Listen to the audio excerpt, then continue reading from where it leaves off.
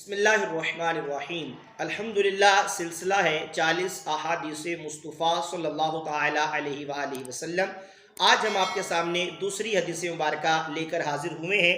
حضرت سیدنا ابو ہریرہ رضی اللہ تعالیٰ عنہ سے روایت ہے، آپ فرماتے ہیں کہ سید عالم نور مجسم شفیع معظم صلی اللہ تعالیٰ علیہ وآلہ وسلم نے ارشاد فرمایا، صلو علیہ صلی اللہ علیکم۔ میرے آقا و مولا صلی اللہ تعالیٰ علیہ وآلہ وسلم نے ارشاد فرمایا، مجھ پر درود شریف پڑھو، اللہ رب العزت تم پر رحمت بھیجے گا۔ اگر ہم چاہتے ہیں کہ اللہ پاک ہم پہ رحمت نازل فرمائے تو میرے آقا نے بڑا آسان طریقہ بیان فرما دیا ہے کہ مجھ نبی کی ذات پر درود پڑھو، اللہ رب العزت تم پر رحمت بھیجے گا۔ تو ہمیں بھی چاہیے کہ ہم اپنے آقا و مولا صلی اللہ تعالیٰ علیہ وآلہ وسلم کی ذات پہ کثرت سے درود و سلام پڑھ کے اللہ رب العزت کی رحمتوں کے حقدار بنیں۔